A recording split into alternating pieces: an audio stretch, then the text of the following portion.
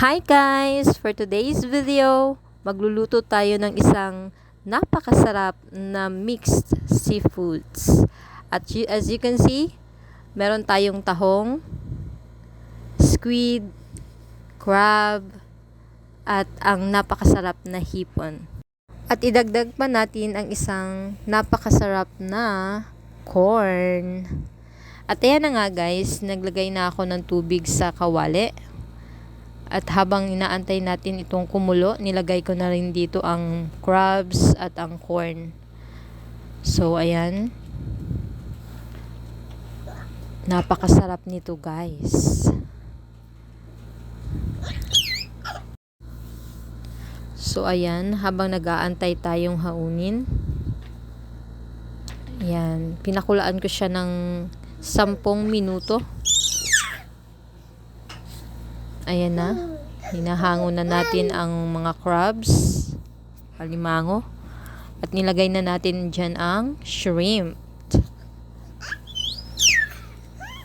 Ayan. Antayin lang natin siyang color orange ba. Ayan. Tapos ayun, sinunod ko na din ang squid.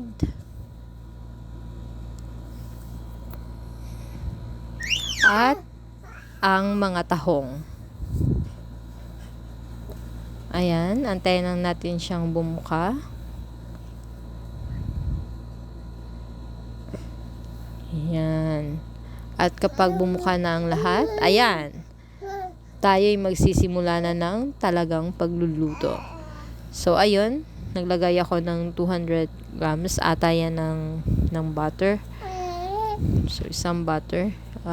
Kumuha lang ako ng kaunti kasi ayoko nang masyadong para siya kasing mamantika pag ganyan. So nilagay ko na din ang bawang at sibuyas.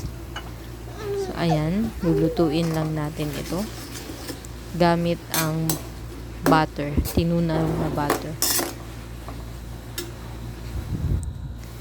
Ayan na nga guys, nilagay ko na din dyan ang isa sa sekreto. Ito ay ang Sprite. Kung makikita mo, ready na yan ang lahat. Ayan, ready na ang lahat. Ayan. Ayun na nga, niluto ko na siya. Nilagay ko na ng paisa-isa.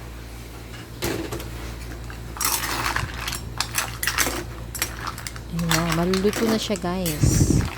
Sobrang sarap. Ayun.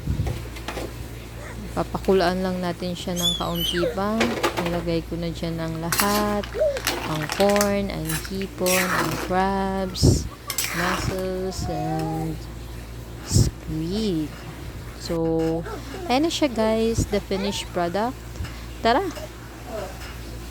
Kain tayo! Kain tayo! Goodbye!